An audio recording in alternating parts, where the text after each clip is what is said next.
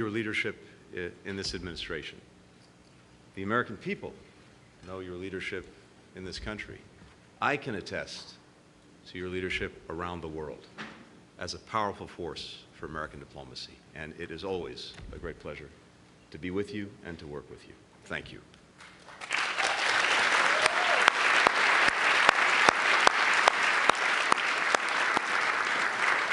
We're so grateful today to be joined by representatives of other nations, partners from across Kenya and the United States, colleagues from Congress, particularly the Congressional Black Caucus. Thank you for being here with us today.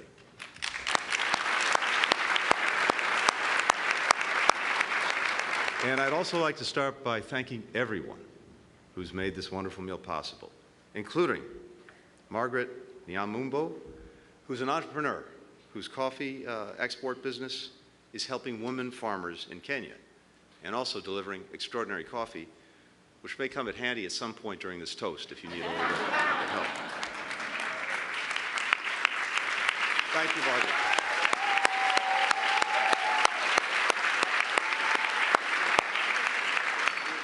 So, as some of you have heard over the last few days, this year the United States and Kenya are celebrating a milestone. 6 decades ago, and just a few months after Kenya won its independence, our two countries formally established diplomatic relations. Yet, our people had already forged deep ties. In one another, many Kenyans and Americans saw reflections of their own history, their own fights for freedom and self-determination. And that's what brought two young men together in the 1950s. In 1956, Tom Mboya, a rising political leader in Kenya, came here to the United States.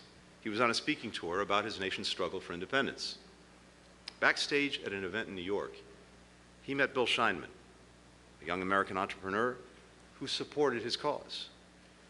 They hit it off immediately. They decided to continue their conversation at a restaurant, and they ended up talking all night. Mboya shared his efforts to assist rising Kenyan leaders who were going to college. Scheinman wanted to help. In the coming years, they started a foundation to support Kenyans studying in the United States. The group identified outstanding students. They rallied donations. They chartered flights to bring them to U.S. colleges and U.S. universities. Eventually, Mboya convinced a young American senator by the name of John F. Kennedy to provide support. Soon, this program became known as the Kennedy Airlifts. This initiative brought hundreds of Kenyans and other East Africans to the United States over the years. Many became trailblazers in medicine, academia, civil society, government, the media. A number worked alongside Mboya, one of Kenya's founding fathers. Mboya and Scheinman themselves became friends for life. Mboya was the best man at Scheinman's wedding. Years later, when Scheinman died, he was buried in Kenya next to Mboya.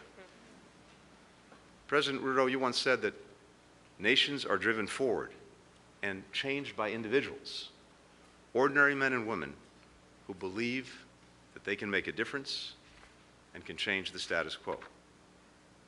Mboya and Scheinman shared that belief and acted on it. So does President Ruto.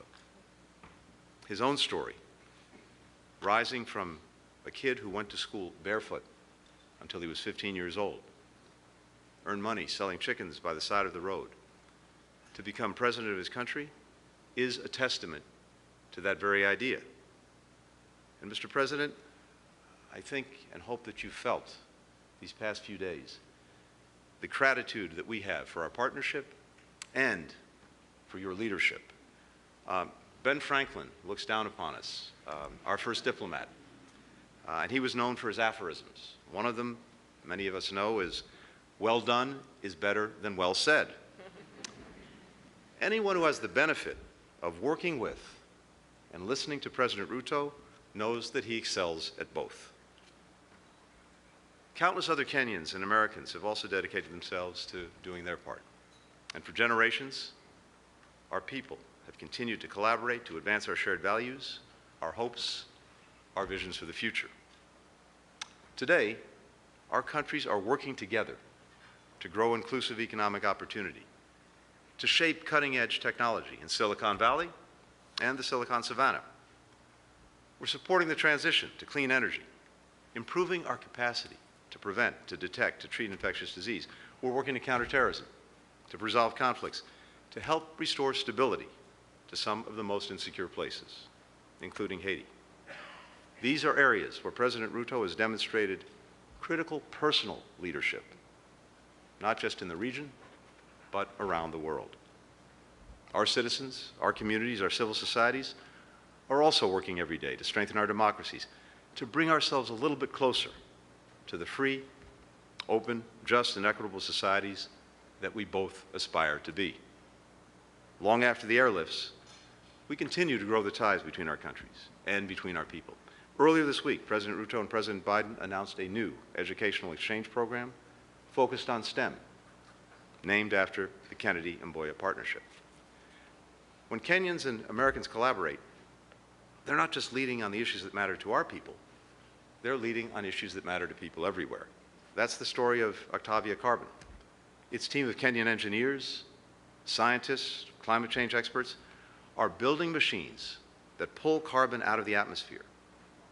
Their goal is to become the first carbon removal company in Africa to lower the cost of this critical technology. The Octavia team started working from a kitchen table. Now, they've created a machine that can absorb as much carbon in a year as 2,000 trees. When that technology is ready to deploy, Octavia Carbon will team up with a U.S. company to store all of the extracted CO2 in the ground, and together, they'll help make our shared planet more sustainable for generations to come. I'm told that in the Octavia Carbon warehouse, the place where they're actually building and testing these prototypes right now, there's a mural, and it's got two portraits on it. One depicts the company's namesake, the great black American writer Octavia Butler, whose science fiction stories challenge readers around the world to imagine a different future for our societies. The other portrait is of one of the greatest marathon runners of all time, the great Kenyan athlete, Eliud Kipchoge, who once said that he lives for moments when he gets to challenge the limits. That's the spirit that animated Tom Mboya, Bill Scheinman more than 60 years ago. They challenged the limits of their time in pressing for more free, more just societies in both of our countries. It's the same spirit that unites Kenyans and Americans today. The determination, the creativity, the audacity to chart a path beyond what we believe is possible, to not only imagine a better world, and to make it together. So, please join me in a toast.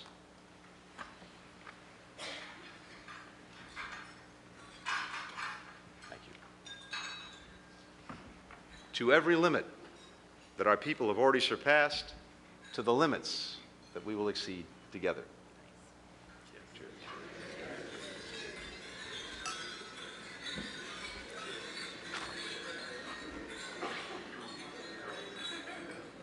And now it's my great honor to present to you the Vice President of the United States.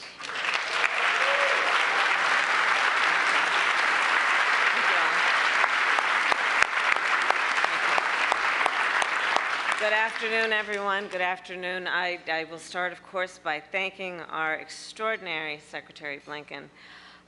You have been traveling the world at record pace. That you are standing still at this moment is an extraordinary feat, given all you do. It's the Kenyan coffee. And it's the Kenyan coffee. But on behalf of our country, I thank you, Tony Blinken, for all that you are. Thank you. Thank you. And the second gentleman and I are honored to host this luncheon with you and Ms. Evan Ryan, and to welcome President Ruto and Mrs. Ruto. And to all of our distinguished guests, members of Congress, leaders in every sector of our society, welcome and thank you for your work and the partnership. So I strongly believe that African ideas and innovations will have a significant impact on the future of the entire world. A belief driven in part by the extraordinary creativity, dynamism, and energy of young African leaders on a continent where many of you may know the median age is 19. On a continent where 1 in 4 people who occupy space on Mother Earth will be by the year 2050.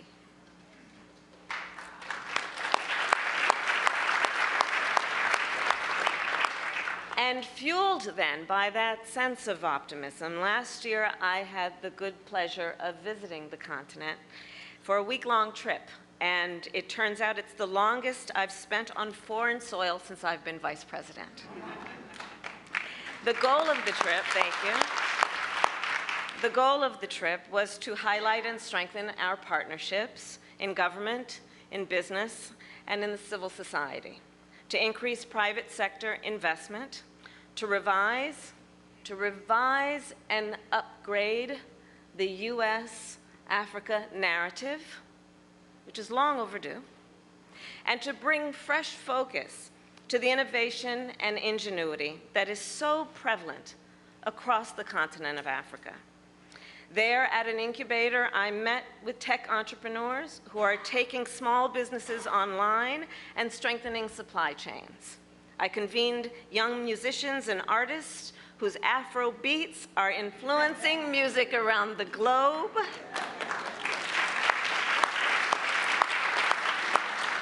I visited with climate activists, farmers, women small business owners, and students. And at the end of that trip, I was more convinced than ever the continent of Africa represents the future of our world.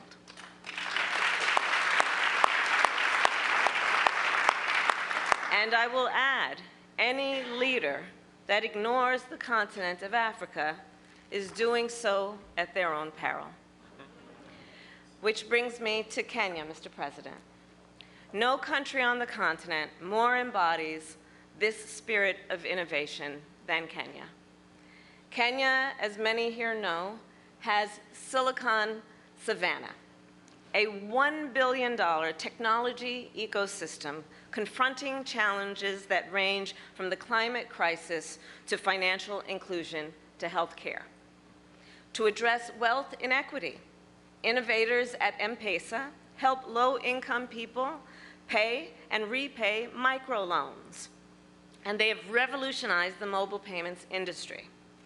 To help solve the problem and challenge of pollution coming from plastics, and to address threats to marine ecosystems, a Kenyan startup now converts aquatic invasive plants into biodegradable plastic.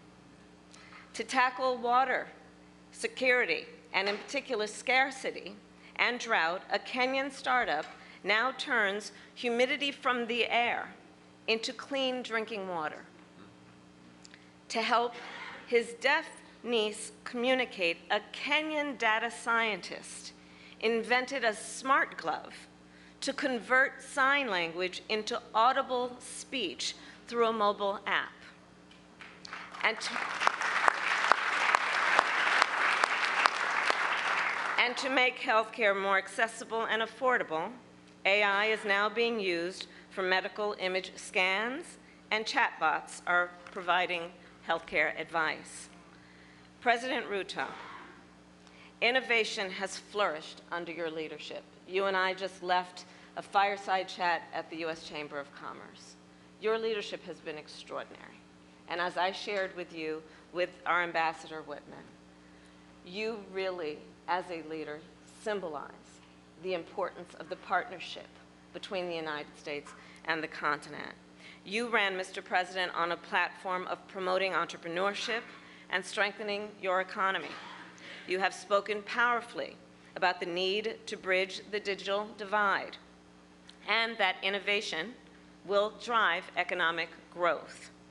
Your work and this visit reinforces the point that African ideas and African innovation will help shape the future of the world. The partnership between the United States and Kenya is grounded in shared values and a shared vision for the future.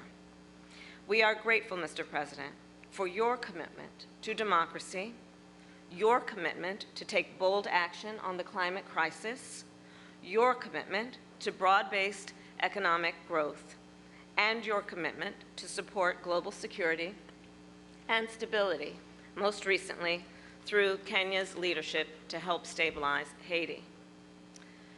The fates of the American people and the Kenyan people are intertwined.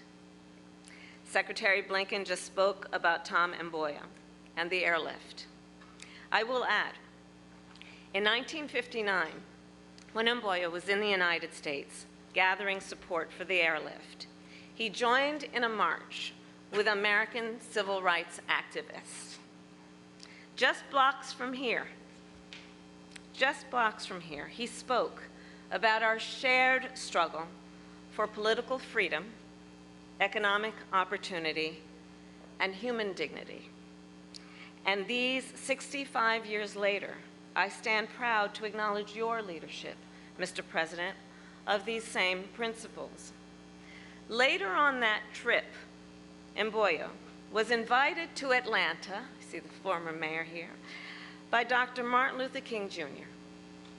There, as they stood together, Dr. King said, and I quote, "Our struggle is not an isolated struggle.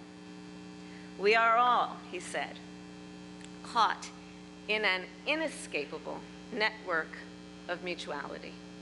So to you, President Ruto, just as it was then, and even more so today, our people are interconnected and interdependent, and so I will raise a glass and ask all to join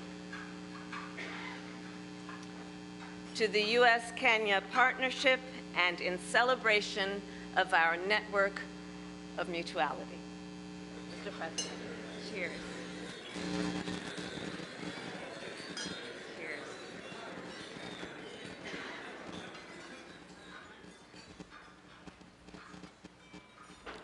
And now I invite President Ruto to share a toast. Thank you.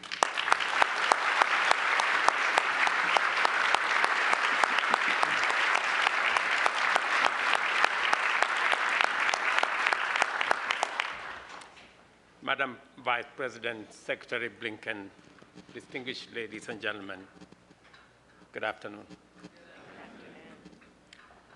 It gives me tremendous pleasure to come back to this great building. I was here 2 years ago. And today, in my state visit to the United States, we meet again to celebrate 60 years of relationship between two friendly nations, the United States and Kenya. Our relationship based on a firm foundation of the values we share and believe in. Values of freedom, democracy, rule of law, inclusivity, and equality. They were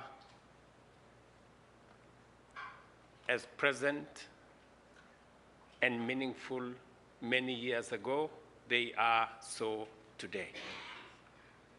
And as I come to the conclusion of this state visit, I am persuaded beyond any doubt that the relationship between the United States and Kenya and Africa is now onto a new pedestal.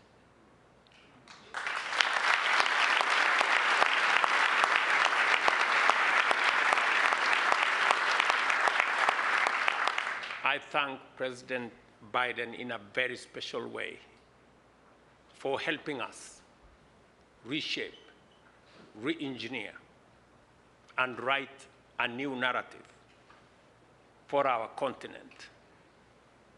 We all believe in a Nigerian proverb that says, "Until the lion learned to write, all stories favored the hunter."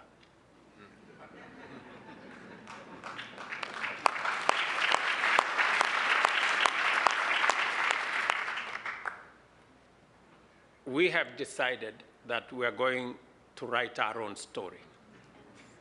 And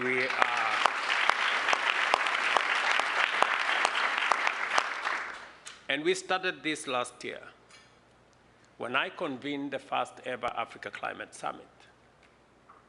The conversation, the narrative has always been this continent of conflict, trouble, disease, poverty. Yet, that is not the story of Africa. Africa is a continent of tremendous opportunity.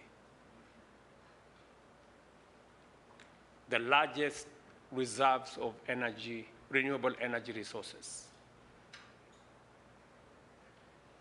60% of the world's arable and cultivated land.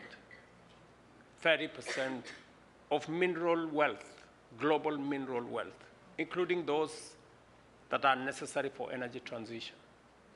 The youngest continent, which will produce 40% of the world's working workforce by 2050, and where a quarter of the world's population will be living, providing the world's biggest single market. In short, Africa is a rich continent and a continent of opportunity.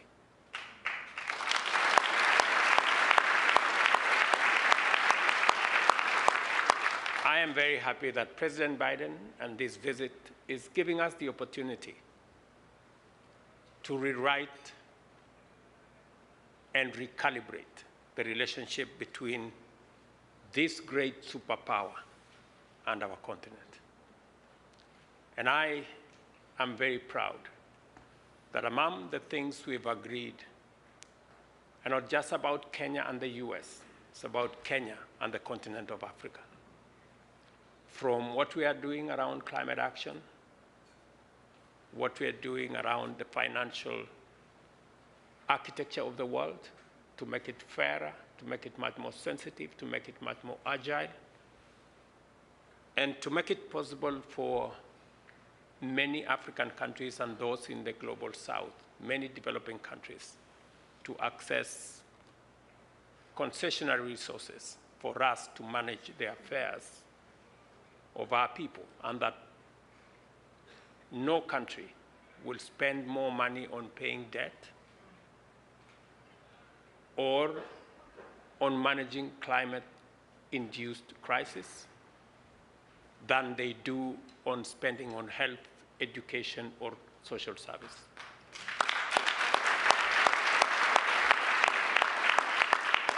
I must commend the leadership of the United States, President Biden, and the many other leaders I met at the Hill, including the Black Caucus, including the leadership, the joint leadership of the House and the Senate. And all of them shared the same views with us that it's time for a new relationship, to build a new relationship between our continent and the United States, as we encourage the United States to take leadership on making sure that together we can have a freer, a safer, a healthier, and a much more prosperous globe for all of us. Finally, we discussed many issues that today I find will give us new opportunities, will open new frontiers, and will enlarge the horizon for collaboration in making sure that we deal with the challenges that we all face of insecurity, of stability, challenges of debt, and other financial challenges, but also give ourselves the opportunity to explore the tremendous opportunities that exist for collaboration in in exploiting our huge reserves and assets using our human capital and connecting assets that we have in our continent to technologies from the US, to financial reserves from the US, and creating a win-win outcome that works for the US, works for Kenya, and works globally for all humanity. I thank you.